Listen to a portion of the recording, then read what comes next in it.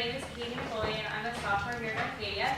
And before I start, I just want to say thank you, Mrs. Purdy, for helping me do this, to my doctor, and all the other Girl Scouts in the room that are helping me do this today. So, what is type 1 diabetes? Type 1 diabetes is an autoimmune disease that causes a high amount of sugar to remain in your bloodstream. So 4 years ago, on one Saturday, right after spring break, my mom was kind of noticing some weird things that weren't really normal, such as a lot of weight loss. I lost about 15 pounds in 2 weeks without trying. I was eating so much. I was always thirsty. I was going to the bathroom a lot, kind of your classic symptoms. My mom knew that something wasn't right. So instead of going to go see Soul Surfer with my mom one morning like I had planned, I ended up in the ER where they tested my blood sugar, and I was 5 times what I should have been. And it caused a lot of consciousness for me to realize what was going on, and it impacted my life in almost every way. So what causes type 1? A lot of people think that type 1 can be prevented, but it actually can't. So it occurs when the body fails to recognize the beta cells produced by the pancreas as part of your own body, and in turn it starts to attack these cells. When these cells are being attacked, it can't produce this hormone, insulin. And insulin is the only hormone in your entire body that lowers your blood sugar. And so without the insulin in your blood, your sugar will remain high. Also throughout the presentation, you'll hear me use glucose and sugar interchangeably. Glucose is technically the proper term, but sugar is a lot more commonly used. So the normal range is from 7 to 110, and that's someone without diabetes. And when I was diagnosed, my blood sugar was at 585, which is really, really high. So when your cells don't have the energy that's being used up by the sugar, it starts to feed off other sources, any other sources that it can get. So all the weight that I had lost was actually the muscle that the cells are feeding off of because it wasn't taking in the sugar that I was from what I was eating. Symptoms of high blood glucose. So increased thirst, urination, hunger, dry mouth, weight loss, like I said, abdominal pain, and medicinal breath. I remember one specific time, a few weeks before I was diagnosed, we went to the Habit, and I had a full-on burger, fries, shake, everything, and at the end I was still hungry. And so for some of you like high school guys, that might not seem like a whole lot, but keep in mind that I was a 6th grade girl, so it was kind of abnormal. After high blood sugar remains high for an extended period of time, it can go into you can go into coma, and but it has to be after a long time. And the only treatment for high blood sugar is insulin. So low blood glucose. So many people think that people with diabetes only have high blood sugar, but low blood sugar can also occur just as often for a diabetic. So low blood sugar is an immediate threat, and that has to be taken care of immediately. As high blood sugar can wait just a little bit longer, it's not such an immediate danger. Some symptoms. Okay. You want to go to the back and sign in? There's little sign things. Yeah. So some symptoms of low blood sugar include shaking, the inability to focus, thoughts are impaired, you're sweating, anxiety, dizziness, weakness, hunger, headache, all these things. I don't think there's any other feeling in the world that can anywhere come close to the feeling of having low blood sugar. It's almost like you're just falling into nothing, and there's nothing you can do to try to help it except for drink juice. So sugar is actually required when there's low blood sugar, which is a common misconception that when there's a diabetic emergency, oh, give insulin. But giving insulin in a situation like this would actually be, it could potentially kill someone with diabetes. So it's very important to know that if most people passing out with type 1 do have low blood sugar, in which case they require sugar. So if someone's passed out, you're thinking, how are they going to take sugar? So as diabetics have this little pack. It's called a glucagon, and it's similar to an EpiPen in that there's a sugar vial, and you mix it with a liquid, and then you inject it the same way you would an EpiPen, like into the leg or the stomach. And so that's if they're unable to take the sugar, and so you have to do it via injection. Treat. So type 1 diabetes is not yet cured, but insulin is the way to manage it. So there's a synthetic insulin that is given when blood glucose is high. You give this insulin before eating when your blood sugar is high, which you know by testing. And there's many ways to administer this insulin. So when you first start out, you have to do injections with this. I've used so many of these little syringes. So every time before you eat, you have to count your carbs, fill it up in this little vial, or this little syringe, and give yourself a shot. So when I was first diagnosed, I was giving myself up to 45 shots a week. So think every time before you eat. You can't just walk into the kitchen and open up the fridge and eat an apple without even consciously thinking about it. And one of the worst parts for me when I was diagnosed is typically you have to wait 10 to 15 minutes after you give your shot before you eat. So can you imagine sitting at a restaurant and you see your food coming and you haven't completely thought or planned about it? So you have to sit there after you give your shot with your food sitting in front of you for 10 to 15 minutes, just kind of like staring at it and like, okay, because it takes a while for the insulin to kick in. So to know where your blood sugar is, you use a meter to test every 2 to 3 hours. And so this is through a prick of a finger. So I use this maybe 10 times a day at the max. And so you can see there's like a little a pricker, and then there's these little needles in here that you put it in, and you just literally, it's like a slingshot. You like pull it back and you prick your finger. It's pretty easy to see if someone has type 1 because they have calluses all along their fingers. I know I do. And so, yes. So as you can see here, here's the syringe. And this is a vial of insulin. It comes in a little box like this. And you have to keep it cold, which is why I have it in an ice pack. So you keep that in your fridge. And most recently, they've had it for a while now, but there's an insulin pump. And this insulin pump makes life so much easier. So it sounds kind of weird, but it's like an IV where it remains in you at all times. So this is right here. And it's kind of blurry, but there's like a little patch where it's inserted into like a sticker. And there's actually no needle inside of you, but there's like a little tiny fishing wire that you feed the insulin through. So you put in how many carbs you're eating into that, or what your blood sugar is, and it'll calculate the amount of dosing, so you don't actually have to calculate it yourself, and it'll release the insulin into you.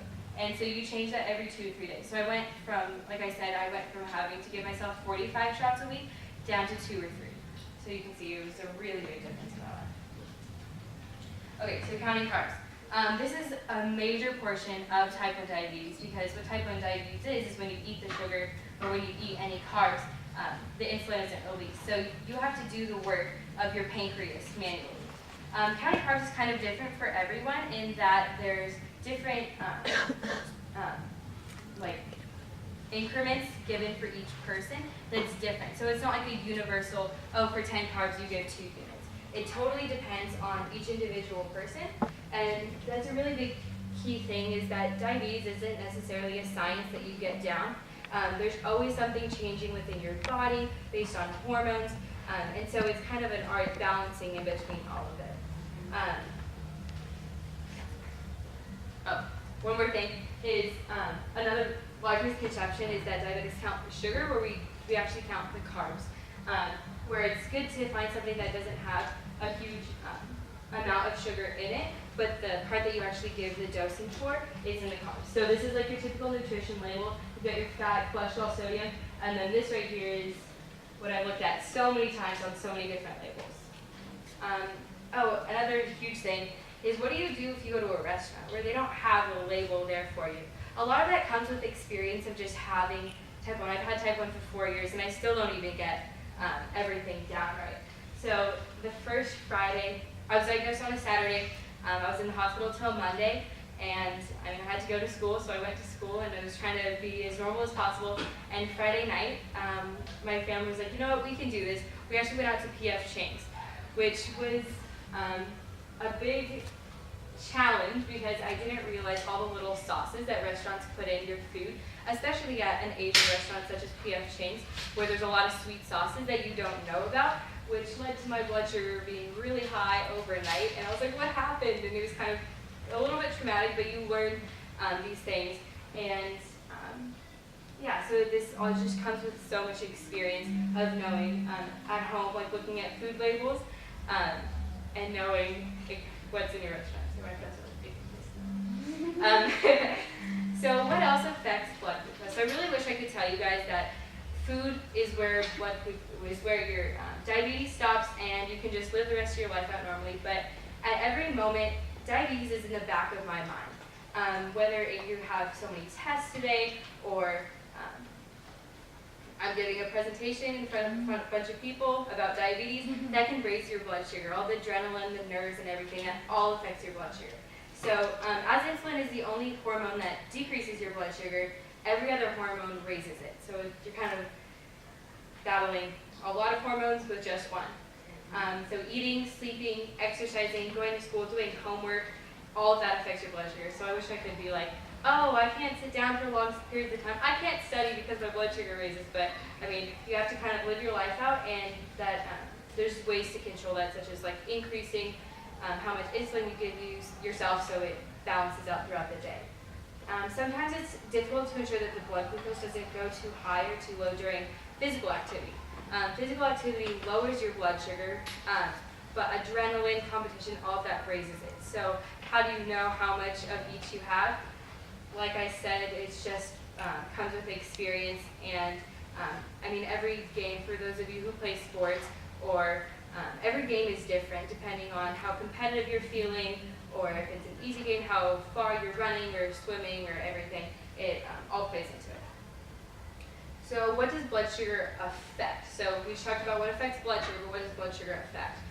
It can affect your energy levels. When your blood sugar is low, it's hard to keep up your energy level, especially when you're feeling shaky and you just can't focus.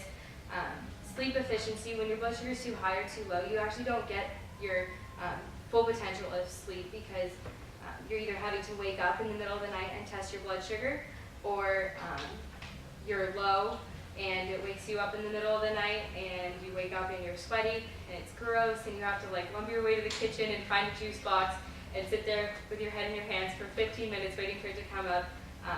And so that takes a big portion of your sleep out. Physical performance, if you're not within your range, they found that diabetics typically perform their best when their blood sugar is within range. So if it's too high, high blood sugar can affect your reaction time, how like pumped up you're feeling, and then also the low blood sugar can affect it too. Also brain power, emotions, sick days, especially when you're at home, you're sick, you're not doing anything, you're just sitting down, that can raise your blood sugar. Pain, if you're in pain, then that hormone also kicks up your blood sugar, and your personal safety, whether you're driving or, yeah. So what is type 1 and type 2? Part of the question in the survey that you guys took was that type 1 and type 2 diabetes are the same and one is more severe. That is false. Type 1 diabetes is an autoimmune disease, where type 2 is typically linked with obesity, and it's dependent on your eating habits and your physical activity. So type 1 is an autoimmune, like I said, and the peak age of diagnosis is 12 years old. So type 1 is usually referred to as juvenile, and type 2 is typically older, but in recent years, the type 2 diabetes age has actually been lowering due to obesity and that sort of thing. So type 1 diabetes, your cells are not you're making very little to no insulin at all. And in type 2, your cells are lazy. So they're not producing their fullest potential because you're either not exercising well or your eating habits are prohibiting it. Where type 1 diabetes is completely independent of your physical activity and what you're eating. So there's a rapid time between symptoms and diagnosis.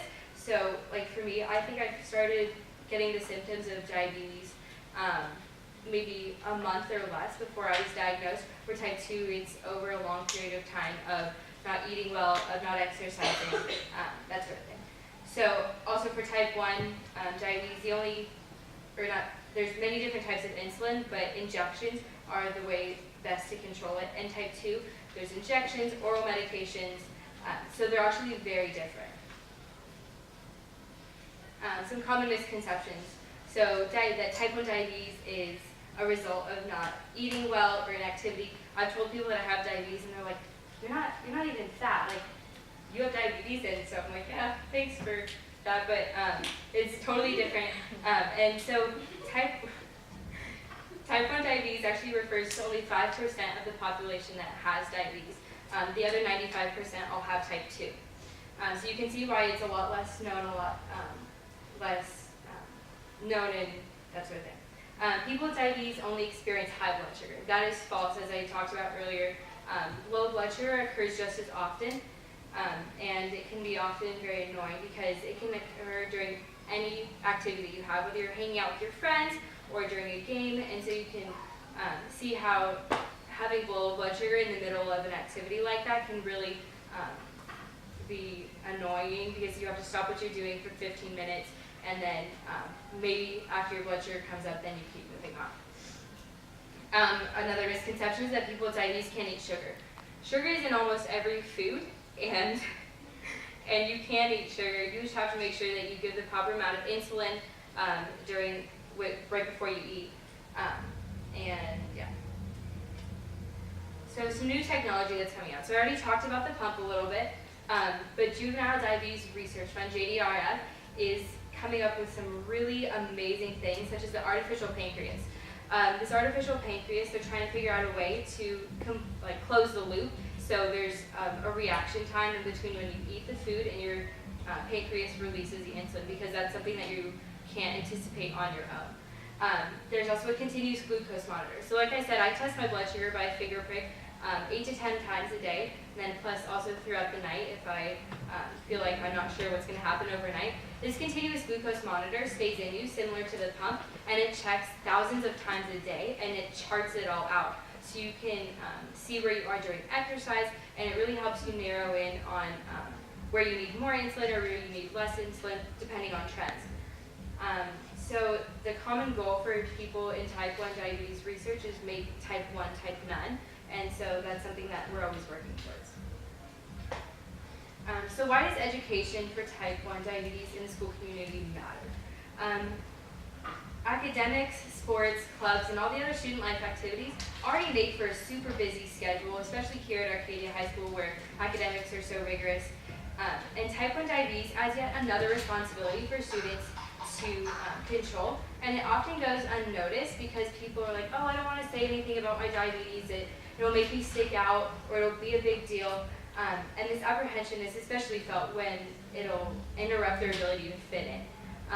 I hope that by my seminar we can spread awareness for type 1 diabetes, but also eliminate the apprehension felt, because if more people know about it and know how to handle it, it won't be such a big deal. So yes, it takes, you have to be conscious of it, but it doesn't have to take control over your whole entire life and dictate what you do. Yeah, so I hope you guys have learned a lot, and I thank you all for coming out. And if you want to take a minute just to fill out that after survey and make that, it's the same exact quiz as it was earlier, but if you want to make just like mental note of the changes, and yeah. And then also if you don't have internet access, could you raise your hand so we could give you a written one? No? Okay. Do you guys have any questions for me? No? Yeah. I thought of it earlier. So what if, do you have to carry that little pack around everywhere you go? Yeah, so this stays in my backpack. And then, so like what if I'm out at track or something, I always have it near me. It's kind of, sometimes it's hard because like I don't want to carry it around while I'm running. So I always have it in a close distance. Also in each of my classrooms, like in case of a lockdown or something, I have like a little juice or like 2 juices and a granola bar. And so that's something that all people with diabetes should do, but sometimes it's hard to get it in each of your classrooms. So I've been super blessed with people in my life that have like taken, oh yeah, sure, we'll help you with this, and what do we have to do? And so usually teachers just keep it in their desk drawer. Yeah. What about the insulin that has to be like refrigerated? Yeah, so like I said, high blood sugar is more of a long-term thing. So usually it's a low blood sugar that you have like in your classrooms. But I do have a vial of extra insulin in the nurse's office. So here's my pump. It's in me right now. So the insulin's actually in here. So obviously it's not refrigerated, but we try to keep it like during a hot day sometimes, or during the summer sometimes I have to change it more often because it can like heat up and then it becomes not as effective.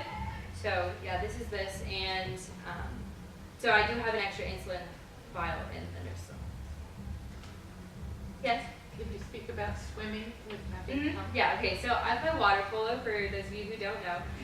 Yeah, so, in the pump, so let's see, try to find a picture. So, I don't know if you can see right here, there's like a little patch, and inside of it, without taking the full thing out, it like clicks in and clicks out. So the patch stays in me like an IV. Well, I can just pull the pump in and out. So I'm not getting the insulin during that time, and so that's part of the balance, is knowing how much to give ahead of time. But then you don't want to give too much because then you might go low during your sport. But then also your competition can also raise your blood sugar. So there's a lot of factors playing into it. So I swim and I surf, and so I take it out while I do it, and then I just have to make sure that I test right before and right when I get out. Sometimes I have to give myself the insulin that I've missed if my blood sugar isn't too low when I get out. And it could affect you hours later, which is like why you just have to keep retesting. Like testing your blood sugar is a really big part of diabetes, just to know where you are, because you can't make the necessary adjustments if you don't know where you are. Sarah? Okay, so before I was diagnosed, I was the kid at the doctor's office that you could hear like screaming way out in the parking lot because you like no, I don't want to get a shot, am I going to get a shot? I didn't want to go in, even if it was just a regular checkup. So actually when they wanted to prick my fingers, when they wanted to prick my finger in the ER, I actually like sat on my hands and I was like, no, you're not going to prick my finger. My mom actually had to like show me that it wasn't that bad at first. So it's weird giving yourself an injection, especially if it's like in your stomach or if it's in your arm, because you're like, all right, this is the needle and I'm gonna put it in now. So you get so used to it, but there are times where, I mean, you only have so much space on your body, and giving 45 shots a week, sometimes you have to repeat certain like spots, and so if you hit like one specific spot that you've like done before within the past few days, it can hurt. But it's just one of those things that you get really used to. It's like, I don't know, a pain in any sport where, you're going to have blisters at first, but you eventually get back. Like, I have some pretty tough calluses built up on my fingers, where if you were to touch it, you're like, what the heck is that? And it's just from testing my blood sugar all the time. So, yeah. I know we can't do anything to help someone who's having a high, but for someone who's like, if we're noticing that maybe someone's having a low, what is the best thing we can do for that person? Yeah, so most people, you can kind of see, at least I know my friends can, they'll look at me like, Katie, are you okay? Because you can see the color kind of goes away from your face, and you might not like be focusing as much. So just, I think, encourage testing.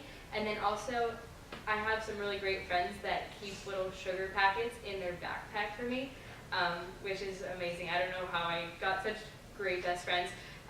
That they're like, if I don't have anything on me, they can give it to you. So just a sugar source. When you're low, any type of pure sugar. So not necessarily a carb like bread, because that can take a long time to take effect. But when you have your super simple sugars, so juice, hard candy, any type of like Skittles, not necessarily chocolate, because chocolate has some protein in it, so that also takes a while. But yeah, so any sugar source when your blood sugar is low. So why do you have to prick your finger? Doesn't the little electric one do it for you? Yeah, okay, so the pump holds the insulin and that gives it to you, but to know where you are, yeah, that doesn't actually test your blood sugar. That's a good question I forgot to mention. Yeah, so that gives yourself the insulin, Hopefully someday they'll have something that has it all wrapped up in one where you don't have to carry so many things. But as of the moment, that's what the CGM, the continuous glucose monitor, that's like another patch that you can put in either on your arm or in your stomach, and that'll like continually check it. Yeah, so this gives the insulin that you can manually put in. There's also like a little bit that it lets out over the day to make sure to keep you stable, because you're trying to keep yourself level and not like your blood sugar shoot up and then low when you eat. So yeah. Do you guys have any other questions? No? All right, thank you guys so much for coming.